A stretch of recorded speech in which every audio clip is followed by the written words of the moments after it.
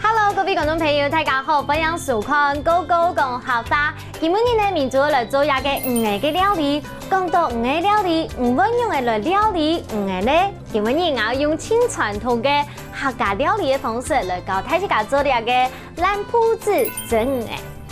因为今日我准备嘅5个清奇的哦，早晨调整去市场后买转来嘅，刚好这2个就是我们今天要学的新的词，这个叫做蓝铺子。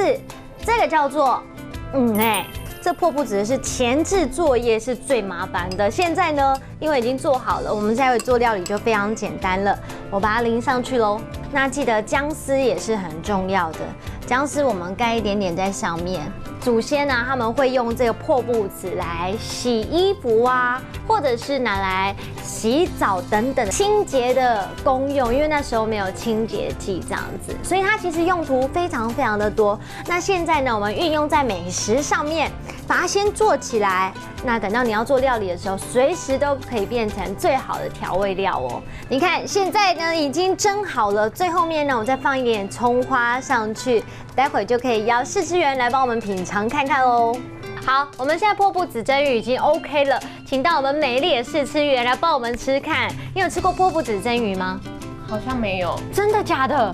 第一次。好，那你喜欢吃鱼吼？爱。好，吃吃看看。好吃哦。今天我们要学的句子就是破布子蒸鱼很好吃，就是蓝铺子蒸鱼等好吃，蓝铺子。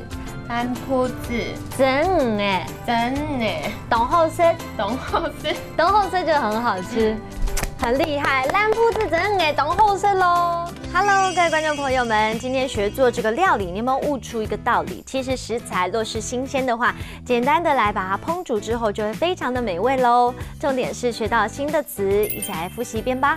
来看第一个词就是破布子，蓝铺子，蓝铺子。第二个呢就是鱼，第三个我们来学到一整句话哦，来看这句话就是破布子蒸鱼很好吃。蓝铺子蒸鱼等好吃，蓝铺子蒸鱼等好吃。你们都有学会了吗？每天都要进步一点点哦。我们明天见，拜拜。